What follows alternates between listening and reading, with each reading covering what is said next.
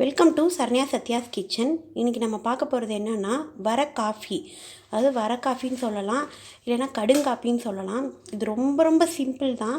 ஆனால் இதோட பலன்களை நீங்கள் தெரிஞ்சுக்கிட்டிங்கன்னா இதை நீங்கள் அடிக்கடி உங்கள் வீட்டில் செய்வீங்க. முக்கியமாக குளிர்காலம் மழை காலத்தில் எல்லாருக்கும் ரொம்ப நல்லது. வயசானவங்க நைட்டில் ரொம்ப இரும்பிக்கிட்டே இருக்கிறவங்களுக்கு, தலைவலிக்கு, அதே மாதிரி சளி பிடிச்சிருக்கும் போது எதுவுமே சாப்பிட முடியாது, காஃபி பால் சேர்க்க இந்த நேரம் பால் காஃபிலாம் சாப்பிட முடியாது, அந்த டயத்தில் இது சாப்பிடலாம்.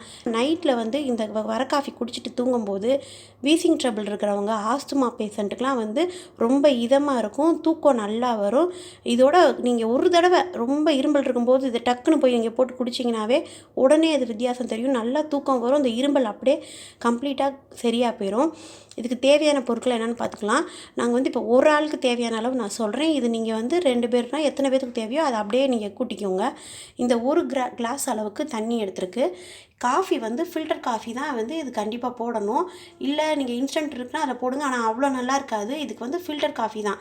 ஃபில்டர் காஃபினா நாங்கள் ப்ரூ எடுத்துருக்கோம், இல்லைனா நர்சூஸ் ரொம்ப நல்லாயிருக்கும், நர்சூஸ் காஃபி. அது இந்த ஸ்பூன் அளவு ஒரு ஸ்பூன் காஃபி தூள் எடுத்துருக்கோம். இது நாட்டு சக்கரை. இந்த காஃபிக்கு ஜீனி போட்டுக்கலாம், நாட்டு சக்கரை போட்டுக்கலாம், கருப்பட்டி, பனங்கல்கண்டு அவங்கவுங்க விருப்பம் போட்டுக்கலாம். ரொம்ப டேஸ்ட்டாக இருக்கிறது நாட்டு சக்கரை நல்லாயிருக்கும். நாட்டு சக்கரை ஒரு ஸ்பூன், இந்த அளவு ஸ்பூனில் நாட்டு சக்கரை நாங்கள் சேர்த்துருக்கோம்.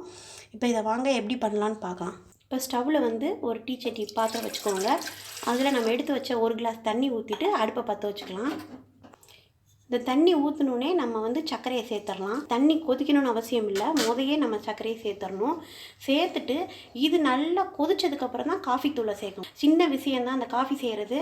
ஆனால் நீங்கள் மாற்றி செஞ்சிங்கன்னா அந்த கசப்பாக இருக்கும், காஃபி சாப்பிட நல்லா இருக்காது. நீங்கள் இதே மெத்தடில் ஃபாலோ பண்ணுங்கள், எந்த கசப்பும் இருக்காது, எதுவும் இருக்காது. இப்போ நான் நாட்டு சக்கரை ஒரு ஸ்பூன் சொன்னேன், உங்களுக்கு இனிப்பு தேவைன்னா எக்ஸ்ட்ராவும் எடுத்துக்கலாம். இப்போ சக்கரை பாருங்கள் நல்லா கரைஞ்சிருச்சு. கரைஞ்சோடனே காஃபி தூளை போடக்கூடாது, கரைஞ்சி நல்லா மலமலன்னு கொதிக்கணும். இது ஒரு நிமிஷமாவது அப்படியே தண்ணியை கொதிக்க விடுங்க, அப்போ தான் நல்லாயிருக்கும். 30 செகண்ட்லேருந்து 60 செகண்ட் இப்படியே கொதிக்க விடுங்க. கொதிச்சதுக்கப்புறம் நம்ம காஃபி தூளை போட்டு உடனே ஆஃப் பண்ணிடணும். அதுக்காக கொஞ்சம் அந்த சக்கரை இதெல்லாம் நல்லா கொதிக்கணும். இப்போ ஒரு நிமிஷமாக கொதிச்சிருச்சு. ஒரு நிமிஷம் கழித்து அப்படியே நம்ம காஃபி தூளை போட்டுட்டு ஸ்டவ்வை ஆஃப் பண்ணிடணும். இப்படி பொங்கி வருது பாருங்கள். பொங்கி வந்தோடனே ஸ்டவ்வை ஆஃப் பண்ணிவிட்டு கையில் ஒரு சுற்றிட்டு அப்படியே மூடி வச்சிடணும். ஒரு 2 நிமிஷம் மூடி வைக்கணும். 1 நிமிஷத்துலேருந்து 2 நிமிஷம் மூடி வச்சிங்கன்னா அந்த காஃபியில் இருக்கிற வாசம்லாம், அந்த சாறு எல்லாமே இதில் இறங்கிக்கிறோம். இப்போ இதை செய்யாமல் நீங்கள் காஃபி தூளை போட்டுட்டு நீங்கள் கொதிக்க வச்சிங்கன்னா கசப்பு தன்மை வந்துடும். காஃபி நம்மளுக்கு ரொம்ப கொதிக்க தேவையில்லை. அப்போ தான் அதோட மணமாக இருக்கும், அந்த காஃபியோட உண்மையான மணத்தை நம்ம உணரலாம். இப்போ ஒரு 2 நிமிஷம் ஆயிடுச்சு. நம்ம அப்படியே எடுத்து ரெடியாக ஒரு வடிகட்டி வச்சுக்கோங்க. அப்படியே ஃபில்ட்ரு பண்ணிடுங்க.